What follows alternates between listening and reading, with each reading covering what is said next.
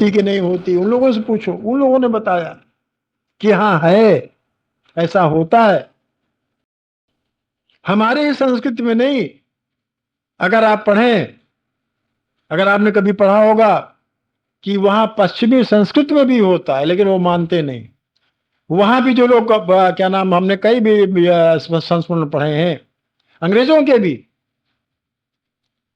विदेशियों के भी, कि वहां जब क्या ये देहावसान होकर सुख से जब जाता है तो वहां उनके पितर लोग मिलते हैं और हाल चाल पूछते हैं कि क्या हाल है वहां का। ये हमने भी पढ़े हैं। अगर कोई सज्जन उनका अखंड ज्योत पढ़ते रहे हों या पढ़ते हों, तो प्राचीन जो 4 साल पुरानी अगर अखंड ज्योतियां उनके पास हों, देखें तो उसमें कई लेखों में निकला हुआ है। मैं क्या नाम उनके पते के और मैं प्रमाण के, कि उन लोगों ने भी इस बात को अनुभव किया है कि हाँ पितर लोक होता है। वहां जब शरीर सूक्ष्म आत्मा जाती है तो उनके पितर लोग जो पहले से गए हुए होते हैं, वहां जिनका जन्म नहीं हुआ होता है, उनसे मुलाकात होती है। हमारी परंपरा, हमारी संस्कृति तो कहती है, हमारा विज्ञान तो कहते ही कहता है, पाश्चात्य विज्ञान भी कहता, अब कहने लगा है जब इनको सप्रमाण मिल गया है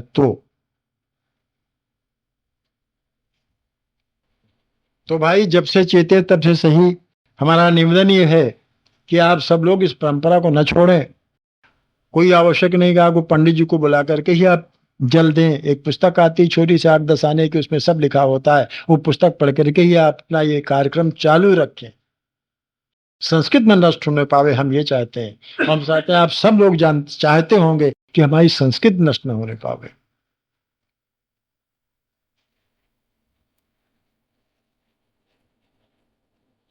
तो हमारा विषय जो चल रहा था पिछली बार,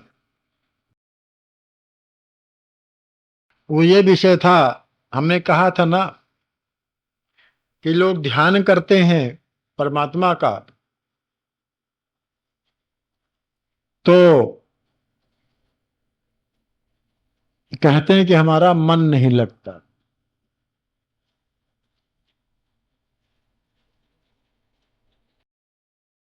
परमात्मा में, भजन में, ध्यान में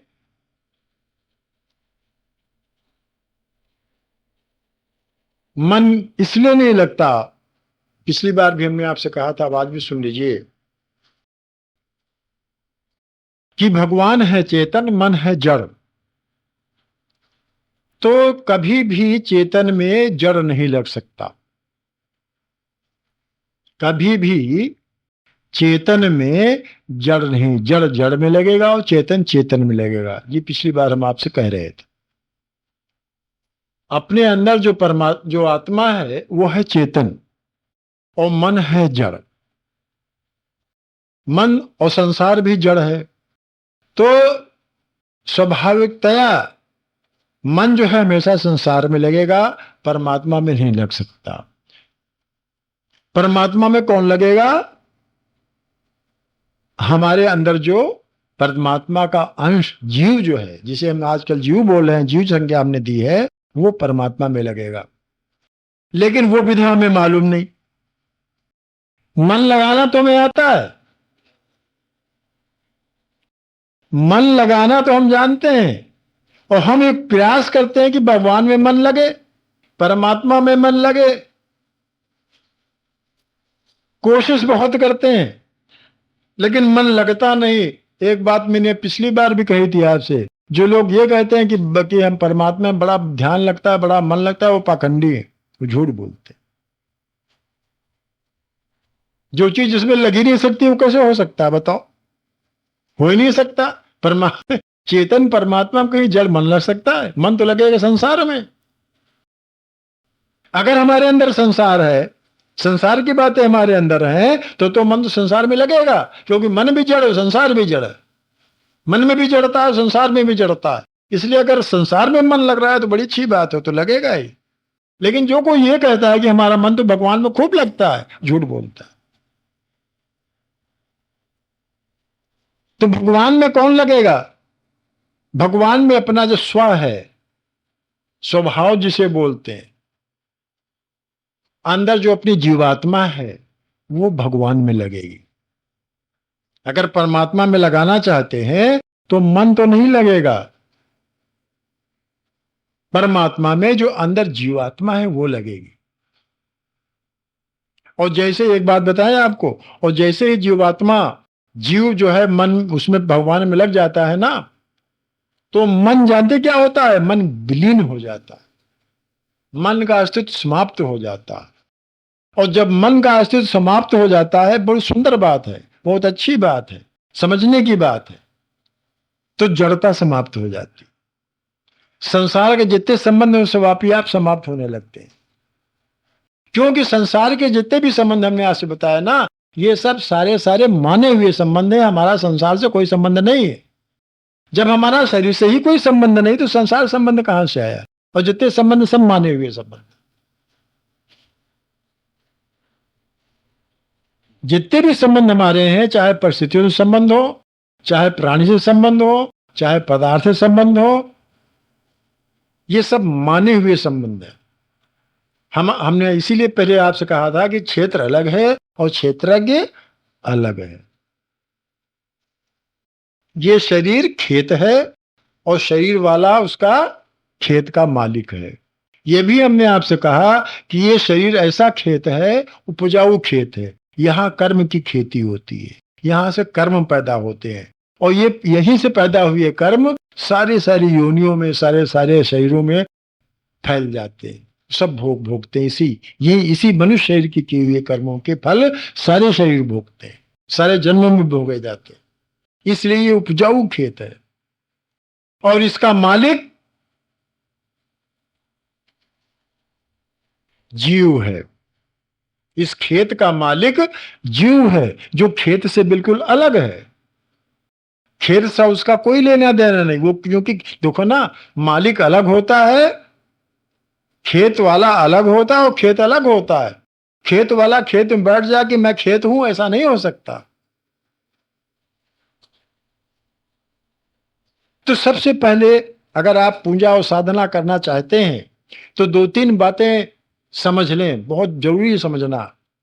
साधना या पूजा अर्चना जो कुछ भी आप करते हैं, बहुत जरूरी समझना है कि मन कभी भी परमात्मा में नहीं लग सकता। नंबर एक, हमेशा अगर लगेगा परमात्मा में तो अंदर जीवात्मा है वही लगेगा, मन कभी नहीं लग सकता। मन हमेशा संसार में लगेगा और जीवात्मा कभी संसार में नहीं लग सकता। जीवात्मा जब भी लगेगा तो आत्मा में ही लगेगा।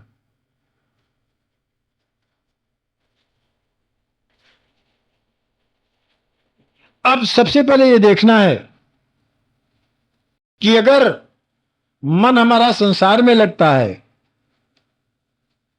तो हम संसार में लगावे कि न लगावे, और संसार में लगावे तो क्यों संसार में लगावे, और संसार में लगाने से हमको फायदा क्या मिलेगा? क्या हम मन संसार में मन लगाने के लिए हमको शरीर मिला हुआ है? सोचने की बात तो ये, क्या संसार में मन लगाने के लिए ये शरीर मिला हुआ है? अरे तो अनेक शरीर भुगते हुए चले आ रहे हैं। पता नहीं हम कीट रहे हो, पतंग रहे हो, पता नहीं सुअर रहे हो, पता नहीं कुत्ते रहे हो, पता नहीं बाघ रहे हो, पता नहीं पक्षी रहे, क्या रहे हो, क्या भोगते, कौन कौन शरीर त्यागते हुए मनुष्य शरीर में पहुंचे आकर के। और सब जितने शरीरों में रहे सबका संसार में मन लगता रहा। अगर पशु योनि में रहे तब भी मन हमारा संसार में ही लगा रहा होगा, अगर पक्षी योनि में रहे तब भी हमारा मन संसार में ही लगा रहा होगा, अगर हम जल योनि में रहे, जलचर रहे होंगे तब भी हमारा मन संसार ही में लगा रहा होगा, अगर हम देव योनि में भी हैं तो भी मन हमारा संसार ही में लगा रहा हो, क्योंकि देव योनि भी भोग योनि।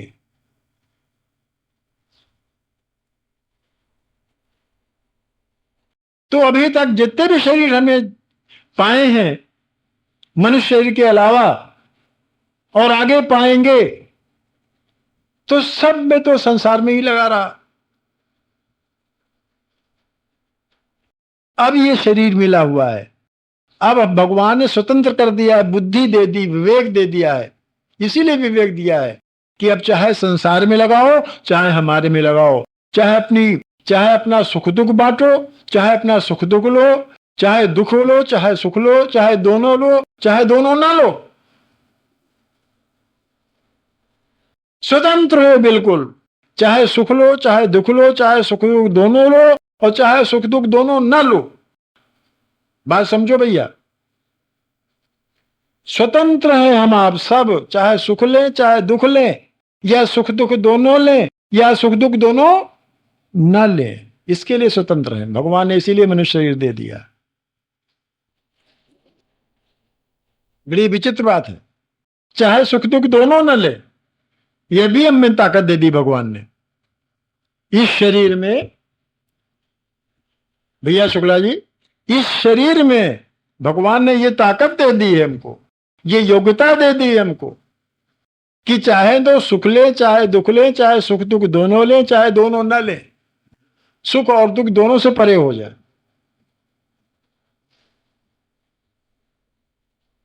और स्वतंत्र बुद्धि विवेक दे दिया है। अब इस विवेक का हम कैसे इस्तेमाल करें, कैसे प्रयोग करें कि हम दुख से निवृत्ति पावें और सुख में प्रवृत्ति पावें। और फिर ये सुख और दुख है क्या, इसको समझें। हमने पिछली बार कहा था कि बहुत से दुख जो हैं वो सुख देने वाले होते हैं, बहुत से सुख दुख जो है वो सुख देने वाले होते हैं। हम तो उनको सुख, हमने उदाहरण दिया था ना आपको कि फोड़ा है, डॉक्टर साहब चीरते हैं, तो फोड़ा चीरने में तो बड़ा दुख लगता है, लेकिन वो दुख जो है क्या है, सुख देने वाला। कांटा या फांस कोई चुभ जाती है, जब निकालते वक्त बड़ा दुख होता है, लेकिन वो निकालना क्या होता है, सुख देने वाला होता।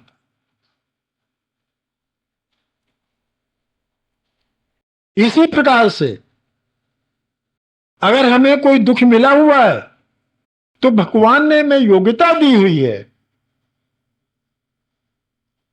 बुद्धि दी हुई है, विवेक दिया हुआ है कि इस दुख को हम किस प्रकार सुख में बदल लें। ठीक है भैया, अब जिसको प्रश्न करना पूछ लीजिए, बाद में गड़बड़ ना कहो कि कौन सी बात कह रहे हो, क्या कह रहे हो, समझ में नहीं आ रही। क्यों, बहुत सुंदर बातें हैं, ये जीवन को आगे ले जाने वाली बातें हैं, जीवन में घटित होने वाली जितनी घटनाएं हैं उनसे निवृत्त होने वाली बातें हम आपसे बता रहे हैं। जीवन जो है बड़ा मूल्यवान है, हमारा आपका सबका है, इसको यूं ही नहीं वृथा गवा देनी है। सब संत भी, अब ये यशवंत जी भी यही कह रहे थे, अभी मास्टर साहब भी यही कह रहे थे, और कम बेस हमारे वकील साहब भी यही कह रहे थे कि जीवन को व्यर्थ नहीं जाने देना है, व्यर्थ नहीं गवा देना है, पाखंड में नहीं घुमा देना है। जैसे हमारी माता बहनें कहती हैं, अभी वो बता रहे थे, वही क्या बता रहे थे भाई, अभी वही संतोषी माता और ये वो 3-13, पता नहीं कैसे लोग बात करते हैं, पता नहीं कैसे क्या बना देते हैं, और हमारी जो मतलब जनता है वो उसे बिल्कुल सही मान लेती, एक से काम ही नहीं लेता कोई। पता नहीं क्या दिखा रहे हैं हमारे क्या नाम जो दिखाने वाले, हमको क्या दिखा के कहाँ ले जा रहे हैं हमारी सभ्यता और संस्कृति। हम अभी हमको पता चला, शुक्ला जी के हम गए थे, अजय जी के यहाँ, वो कुछ यही था सत्संग वगैरह, तो वहां हमने देवियों की चर्चा कर दी, तो वहां माता बहनों सब कहा कि तो हमारे देवियों को ही बिल्कुल वो क्या क्या कहते हैं भैया, हमारे देवियों को ही मान्यता रद्द किए दे रहे हैं। अब बताइए, हम देवियों की सच्ची मान्यता स्थापित कर रहे हैं कि देवी है क्या, देवियां हैं क्या, संतोषी माता है क्या, सावित्री है क्या, पार्वती है क्या, हम तो स्थापित करना चाह रहे हैं। समझो, जानो। और माताओं बहनों को समझ में आ रहा है कि हमारे देवी देवताओं को उनका खंडन कर रहे हैं। अब बताइए,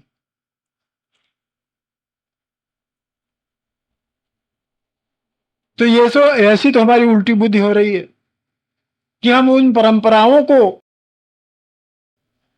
जो कि मिथ्या परंपराएं चालू हैं, देवी के स्वरूप को नहीं समझ पा रहे हैं। अगर उस समूह को समझाने का प्रयास करते हैं, चूंकि संस्कार वैसे पड़ चुके हैं ना, तो वो नहीं समझ पाते। तो आज आवश्यकता ये है, हमारी आपकी सबकी आवश्यकता ये है कि हम अपने स्वरूप को समझें, अपने अंदर जो स्वरूप भगवान का, जीवात्मा का जो स्वरूप, उसको समझें, देवी देवताओं के स्वरूप को समझें, पाखंड को छोड़ें, पूजा के अर्थ को समझें, पूजा के तत्व को समझें। तो जो हमारी वार्ता चल रही थी, वही त्याग वाली बात, क्यों भैया, चर्चा चल रही थी त्याग वाली, कि अंतहु तो ही तजे के पामर, क्यों न तजे अब ही ते। हमने ये यथार्थ देखा है, आप सब लोग समझिए कि हमने ये यथार्थ देखा है कि अंत में सब छूट जाता है यथार्थ बात कि नहीं यथार्थ बात, कि हर चीज यहां से छूट जाती है, चाहे आज छूटे चाहे कल छूटे। आज तक संसार को कोई पकड़ नहीं पाया है, आज तक संसार को कोई पकड़ नहीं पाया है। हम में करने की शक्ति है, हम में जानने की शक्ति है, हम में मानने की शक्ति है,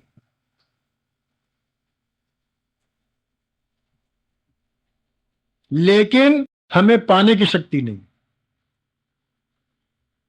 बड़ी विचित्र बात।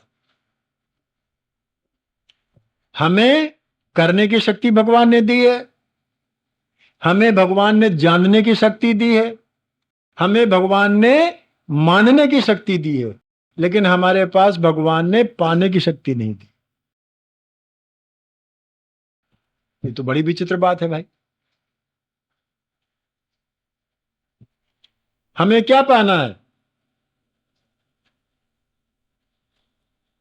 हम क्या पाने के लिए यहां हैं? हम आप लोग क्या पाने के लिए यहां हैं? नहीं, यहां नहीं, संसार में क्या पाने के लिए आए? जनरल हम लोग क्या सोचते हैं, संसार में काहे के लिए आए? संसार पाने के लिए।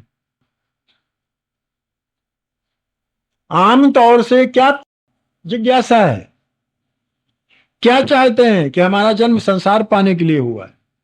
संसार मतलब,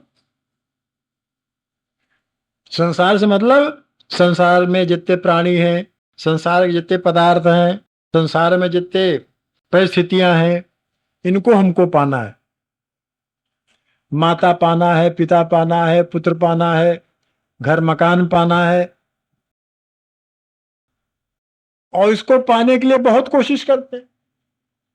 अगर मिला तो मिला, और नहीं मिला तो पाने के लिए कत्ल तो कर डालते हैं, मार डालते हैं लोगों को। भाई भाई, एक एक इंच जमीन के लिए लड़ते हैं, जबकि यही छूट जाने वाली कुछ ले नहीं जाएगा साथ में। एक इंच जमीन के लिए लड़ जाते हैं और दूसरे का खोपड़ी फोड़ देते हैं, सिर्फ एक इंच जमीन के लिए, जबकि वो जमीन यहीं मिली यहीं रह जाएगी, जमीन यहीं मिली यहीं रह जाएगी, मकान यहीं मिला यहीं रह जाएगा, पत्नी पुत्र माता पिता यहीं मिले यहीं रह जाएंगे, दुख सुख परिस्थितियां यहीं मिली यहीं रह जाएंगी। यही संसार है, ये सब यहीं मिला यहीं रह जाएगा। तो फिर क्या मिला, क्या पाया हमने? मिला कुछ?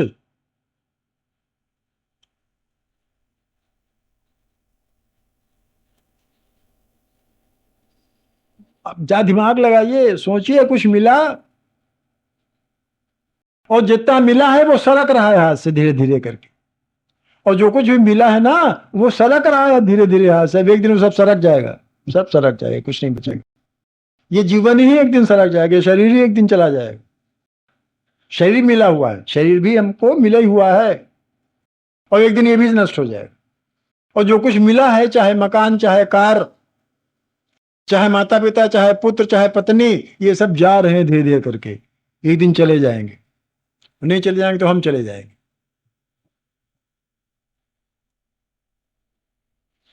तो फिर पाना काहे करा? पाने की शक्ति कहाँ रही हमारी? हम रोक पाएंगे नहीं, जो मिला उसको नहीं रोक पाएंगे। जो कुछ हम पा गए हैं उसको रोक नहीं पाएंगे, वो जा रहा है, हर क्षण जा रहा है। एक क्षण बीत गया, वो चला गया, बदल गया। एक क्षण गया, वो फिर दोबारा नहीं आना, वो बदल गया, अब दूसरा वैसा संसार अब नहीं मिलेगा। एक क्षण पहले जो संसार था, दूसरे क्षण वो संसार बदल गया, नहीं मिलेगा।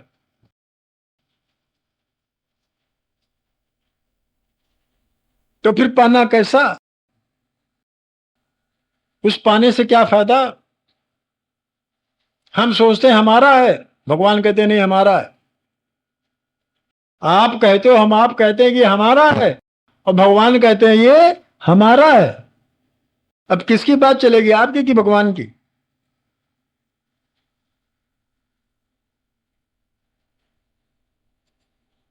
आप कहते हो ये हमारा घर है, आप कहते हो ये हमारे माता पिता, आप कहते हो ये हमारे सारे प्राणी पदार्थ सब हमारे हैं, भगवान कहते हैं ये हमारे हैं।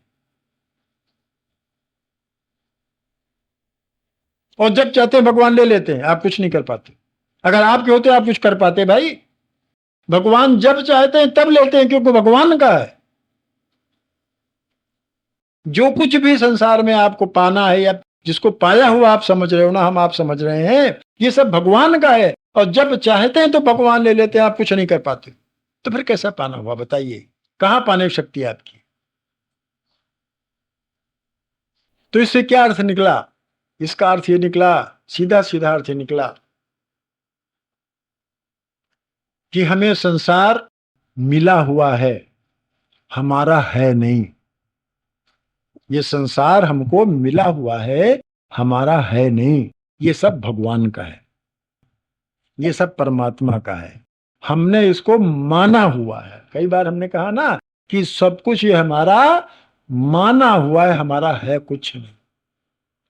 जितने संबंध है, चाहे शरीर संबंध हो, चाहे पत्नी संबंध हो, जितने भी संबंध सब माने हुए हैं, लेकिन सब छूट जाए, सबका त्याग हो जाएगा, सब छूट जाएंगे। तो त्याग को पहले हमें तजरीह देनी है। उर्दू में तजरीह मतलब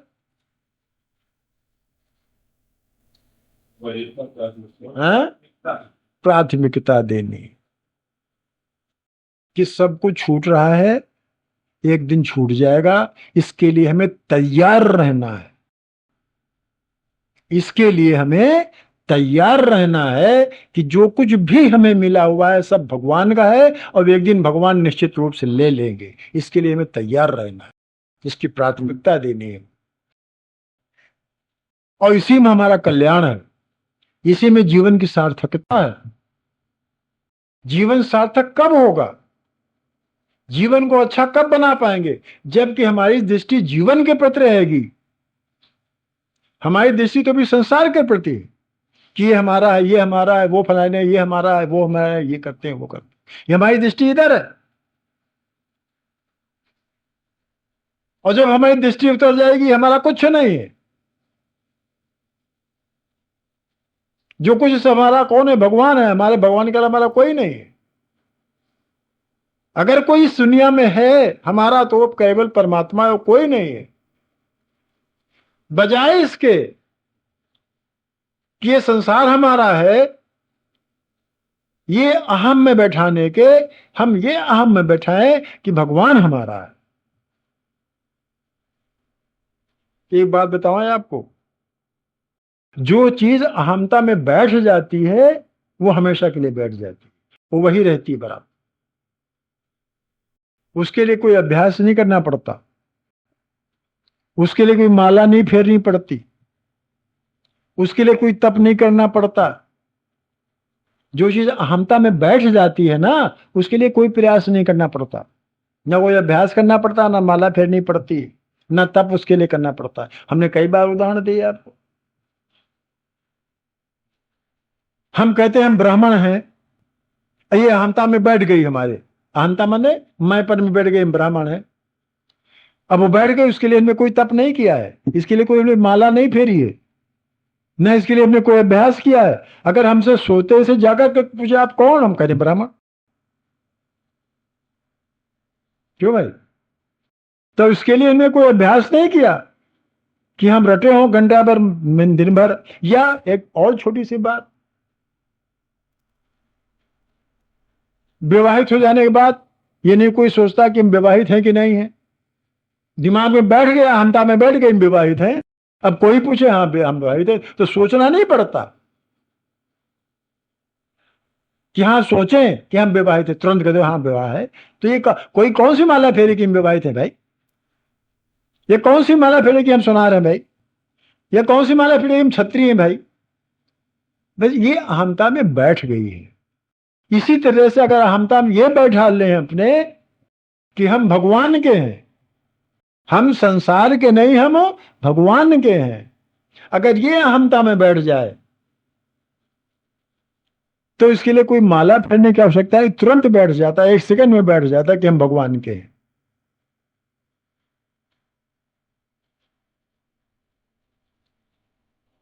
भैया मेरी बात समझने का प्रयास करिए, जो हम कहना चाह रहे हैं आपको। अभी आपके अपने अंदर ये बैठाया हुआ है अहमता में कि हम संसार के हैं।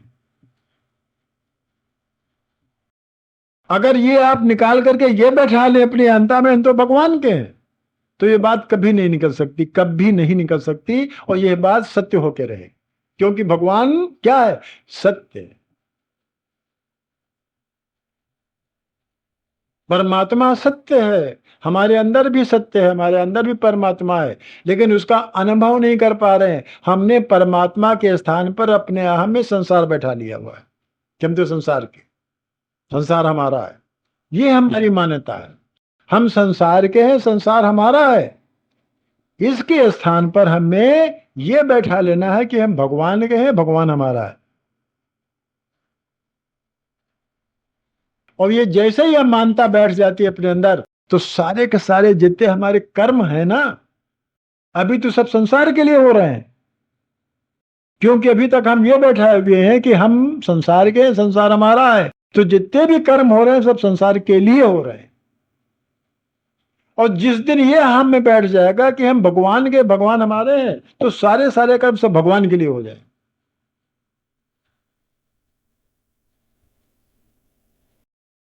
बड़ी सुंदर बात, समझने की बात, ध्यान देने की बात। इसमें कोई आपको या हमको कोई माला नहीं फेरनी होगी, कोई अभ्यास नहीं करना होगा, बस एक चित्त में बैठा लेना होता है कि हम भगवान के हैं, भगवान हमारा। सिर्फ इतनी बैठा लेनी है बात। तो जितने भी आप कर्म करोगे, हम आप जितने भी कुछ जो कुछ करेंगे, सब भगवान के हो जाएंगे। अभी तो सब संसार के हो रहे हैं। अभी तक जितने हम कर्म कर रहे हैं, क्योंकि संसार बैठा हुआ हमारे अंदर, तो सारे कर्म सब संसार के लिए हैं। और जिस दिन भगवान को बैठा लेंगे अंदर, तो सारे सारे कर्म सब भगवान के हो जाएंगे। और चूंकि भगवान सत्य है, राम नाम, भगवान चूंकि सत्य है, इसलिए अपने अंदर सत्य सत्य है हमारे अंदर, लेकिन उसको अनुभव नहीं कर पा रहे हैं हम, उसकी अनुभूति हमारे अंदर नहीं हो रही है। केवल करना आपको है जो अपने अंदर है, जो स्वभावतया है, उसका अनुभव कर लेना है, बस और कुछ नहीं करना है।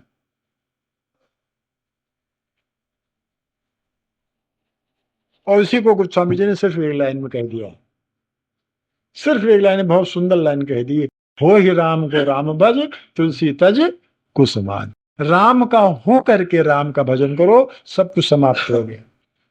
हम अभी संसार के हो करके भगवान का भजन करते हैं, संसार का हो करके भगवान का भजन करते हैं, तो भजन हम करते तो हैं लेकिन मन नहीं लगता।